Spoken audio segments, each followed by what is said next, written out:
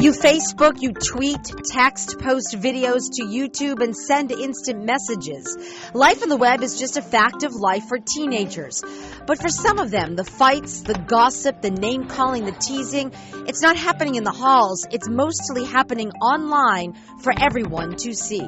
There was a girl, someone found out her password and said on her status all this bad stuff about her. And she came into school and people were oh, are you okay? And she's she had no idea what was going on. It's called cyberbullying. It's name-calling, rumors, and threats. But just take it from the mouths of these Weymouth middle schoolers, it happens more than we all think. I think most of it's done when you have somebody with you. When you're in a company of friends, you're more likely to say something mean because you have another person there to back you up. They said really bad stuff about her friends and about her, and all her friends didn't like her. In high school, it's not much different. These Tech Boston Academy students are always plugged in. I get hater comments, just mean things said to me, and normally I don't take it personal because I don't know them personally. And if it was a friend who said it to me, I would take it more personally. Each has a laptop to use in school, and they see how, for some kids, constant ridicule can become too much for a teenager to bear. Something little becomes bigger because of everything else. All the little things add up to something bigger, then it just ends up exploding, and you can't take it anymore. Kids are getting taunted, threats are going back and forth for what? Nothing. Over relationships. Oh, well, your sneakers look better than mine, or something like that. It's little things. And parents don't know. Experts and kids agree you get courage in front of that screen. Just say more than you would in person, and that can have real consequences.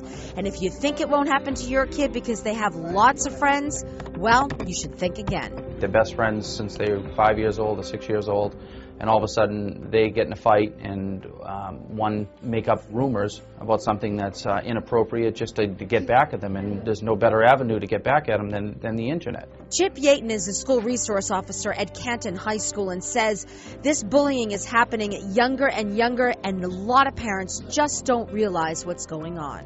We started out doing to all high school level and then down to the middle school because they started accessing the sites, and now it's migrated down to the elementary school levels with the cell phones and the social sites. And these were not designed for 10 and 11-year-old kids. There's a lot of inappropriate adult content that's on there, and parents aren't aware. Elizabeth Englander is a professor of psychology at Bridgewater State College and also the director of the Massachusetts Aggression Reduction Center and has studied cyberbullying.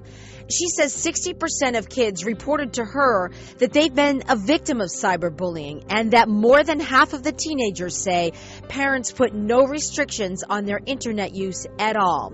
And if your kids are caught up in this, don't be surprised if you are the last to know. I think with guys, they don't go with their parents because it's a thing of pride, and if they do, then their ego would be hurt. So then they try to deal with it themselves. We know that about 90% of the kids in our study say that they never told anybody when they were victims. And of those who told people, most of them told their parents, and most of the time there was no action taken. Experts and even the kids we talked to agree parents need to talk to their kids about what's appropriate online. Monitor your child's internet use appropriate to their age, and check in periodically with your kids. Ask what's being talked about online. It could mean that one less child ends up a victim, and that child could be yours.